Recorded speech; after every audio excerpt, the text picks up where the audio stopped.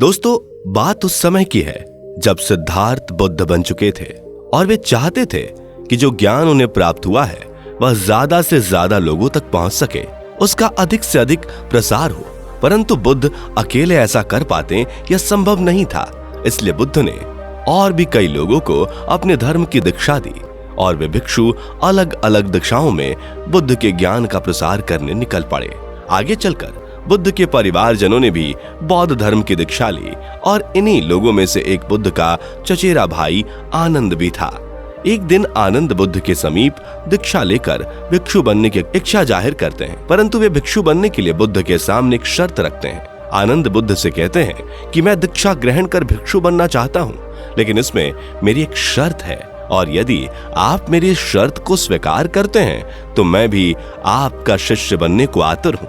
आनंद के मुख से शर्त की बात सुनकर बुद्ध कहते हैं कि ठीक है, बताओ तुम्हारी क्या शर्त है। तब आनंद कहते हैं कि मैं सदैव ही आपकी परछाई बनकर रहना चाहता हूँ, सोते उठते जागते आते जाते केवल आपकी सेवा में रहूंगा और आप मुझे कोई भी ऐसा कार्य करने के लिए नहीं कहेंगे जिसमें मुझे आपसे दूर जाना पड़े। आनंद की बात सुनकर बुद्ध मुस्कुराते हैं और कहते हैं कि सोच लो, कहीं तुम भविष्य में कोई संभावना को खो तो नहीं रहे हो और वक्त आने पर तुम्हें इस बात का खेद हो। बुद्ध की बात सुनकर आनंद कहते हैं कि जिस शर्त पर मुझे दिन रात आपका साथ मिल रहा है, भला मुझे उसके कारण कोई पछतावा क्यों होने लगा। मैं तो यही चाहता हूँ कि मैं हमेशा आपके साथ रहूं, आपकी सेवा करूं। अब आप बताएं, क्या आप मेरी शर्त मानने के लिए तैयार हैं? आनंद की बात का उत्तर देते हुए बुद्ध कहते हैं कि मैं तुम्हारी शर्त मानने के लिए तैयार हूं, परंतु तुम एक बार फिर सोच लो, क्योंकि जब तुम खुद के लिए कोई सीमा तय कर लेते हो तो तुम स्वयं को उस असीमित आनंद से वंचित कर लेते हो और ऐसा करके तुम अपने वचनों में स्वयं को बांध रहे हो। आनंद बुद्ध से कहते हैं कि मैं अपने निर्णय से भली प्रकार आश्वस्त हूँ, मैं आपकी शरण के सिवाय कुछ भी नहीं चाहता हूँ। तब बुद्ध आनंद की सारी बातें मानकर उसे धर्म में दीक्षित करते हैं। अब आनंद सच में आनंदित रहने लगे, क्योंकि उन्हें 24 घंटे बुद्ध का साथ जो मिल गया। आनंद बुद्ध के सारे कार्य करते, आश्रम की व्यवस्थाएं देखते। जब बुद्ध भिक्षा हेतु जाते तो आनंद भी भिक्षाटन के लिए उनके साथ ही जाते। इस प्रकार समय बीतता चला गया। एक दिन अचानक बुद्ध अपनी पत्नी यशोधरा और पुत्र राहुल से मिलने की इच्छा जताते हैं। वे आनंद से कहते हैं कि मैं यशोधरा से भेंट करने के लिए जा रहा हूँ और जल्द ही लौट आऊंगा। बुद्ध के मुख से जाने के वचन सुनते ही आनंद भी साथ जाने की तैयारी करते हुए अपनी पोटली उठा लेते हैं। तब बुद्ध आनंद से कहते हैं कि तुम्हें मेरे साथ आने की कोई आवश्यकता नहीं है। मैं 8 वर्षों के बाद यशोधरा से भेंट कर रहा हूँ। पता नहीं उसका व्यवहार कैसा होगा। मैं 8 वर्ष पहले उसे अपने नन्हे से बालक के साथ सोता ही छोड़ आया था, जिसके कारण वह पहले ही मुझसे बहुत आहत है।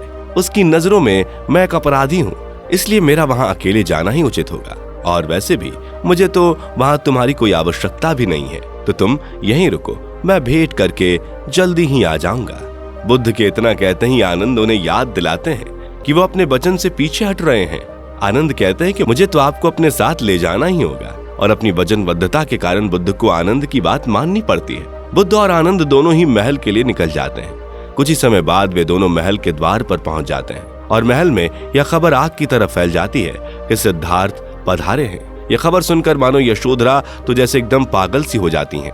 इतने वर्ष जो सवाल उसने अपने सीने में दबा कर रखे थे, आज उसे उन सब के उत्तर प्राप्त हो जाएंगे। लेकिन ज्यों ही वह सिद्धार्थ को सन्यासी के भेष में देखती है, मानो उसकी निद्रा टूटती है और बेचारी दुख की मारी बुद्ध पर जोर जोर से चिल्लाने लगती है, जैसे कि वर्षों की वेदना को वह उड़ेल उड़ेल कर बाहर निकाल रही हो। यशोधरा कहती है कि क्यों आए हैं आप यहाँ?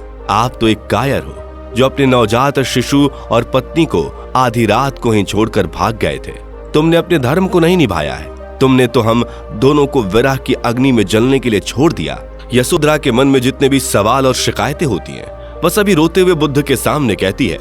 वहां आनंद एक कोने में खड़ा सभी चुपचाप देखता रहता है। बुद्ध चुपचाप यशोधरा की सारी बातें सुनते रहते हैं। फिर वे कहते हैं कि देवी, मैं आपका पति नहीं हूँ, आपका पति तो सिद्धार्थ था। क्या आपको मुझ में और सिद्धार्थ में कोई अंतर नहीं जान पड़ता? मैं तो एक साधारण व्यक्ति हूँ, एक भिक्षु हूँ, कोई राजा या राजकुमार नहीं। मैं तो बुद्ध हूँ, एक सार्थक प्राणी। बुद्ध की इन बातों से यशोधरा और झिड़कते हुए कहती है कि आप मुझे बरगलाने का प्रयास ना करें। आप ही मेरे पति और मेरे पुत्र के पिता हैं। यूं भेष बदल जाने से भला व्यक्ति तो नहीं बदल जाता। कुछ शांत होने के बाद यशोधरा अपने पुत्र राहुल को बुलाती है और उसे कहती है कि देख लो पुत्र, यही तुम्हारे पिता हैं, जिन्हें तुम्हारी तनिक भी चिंता न थी। इन्हें तुमसे कोई स्नेह न था, तभी ये हम दोनों को इस तरह छोड़कर चले गए। सुना है ये जग कल्याण के कार्य में लगे हुए हैं। तब तो तुम भी इनसे पूछो तुम्हारे कल्याण के लिए इनके पास कुछ है भी या नहीं। ये पहली भेंट पर अपने पुत्र को क्या उपहार देंगे। यशोधरा बुद्ध से कहती है कि कहिए, कुछ है आपके पास अपने पुत्र को देने के लिए। यशोधरा की बात सुनकर बुद्ध आनंद को अपने पास बुलाकर उसके कान में कुछ लाने को कहते हैं और आनंद बाहर से अपने हाथ में एक भिक्षा पात्र लेकर भीतर चला आता है। बुद्ध वो पात्र अपने पुत्र राहुल को सौंप देते हैं और कहते हैं कि मैं एक भिक्षु हूँ और एक भिक्षु के पास उसके भिक्षा पात्र से बड़ी कोई दूसरी संपदा नहीं होती, इसलिए मैं तुम्हें भेंट स्वरूप यह पात्र दे रहा हूँ। पुत्र, इस पात्र के रूप में मैं तुम्हें परम स्वतंत्रता दे रहा हूँ। आज से तुम सारे बंधनों से मुक्त हो। यह संसार तुम्हारा है। मैं नहीं चाहता कि अब से एक क्षण भी तुम बंधनों में रहो। किसी माया में उलझे हुए अपना सारा जीवन व्यर्थ गवा दो। जाओ, आज से तुम एक पंछी की भांति जियो। ये सारा आकाश तुम्हारा है। बुद्ध इतना कहकर उन दोनों के आगे दोनों हाथों को जोड़कर क्षमा मांगते हैं और वहां से वापस लौट आते हैं। जब आनंद इस दृश्य के बारे में विचार करते हैं कि कैसे बुद्ध ने अपनी विरासत, अपने भिक्षा पात्र अपने पुत्र को सौंप दिया, उन्हें ज्ञात होता है कि आनंद बुद्ध का साया तो बन गए, लेकिन एक भूल के कारण, उस शर्त के कारण स्वयं बुद्ध न बन सके और एक शर्त के कारण वे वास्तव में बुद्ध के शिष्य भी न बन सके। जब बुद्ध अपने अंतिम समय में थे तब उनके कक्ष में केवल उनके प्रबुद्ध शिष्य ही आते थे और अन्य बाहर ही रहते थे। जब रोते हुए आनंद एक भिक्षु से कहते हैं कि मैं तो सदा बुद्ध की परछाई बनकर रहा, परंतु आज एक ऐसा समय आ गया है जब मैं उनके घेरे से ही बाहर हो गया हूँ। वे भिक्षु अंदर जाकर यही प्रश्न बुद्ध से करते हैं। तब बुद्ध उसके उत्तर में कहते हैं कि इस समय मैं जीवित हूँ और केवल वे ही मुझसे भेंट कर सकते हैं जो जीवित हैं, चेतन हैं। इसलिए आपके अलावा कोई मुझसे भेंट नहीं कर सकता। आनंद ने एक शर्त रखकर अपने जीवन की असीम परिस्थितियों को, ज्ञान को सीमित कर दिया, उसे एक दायरे में समेट दिया।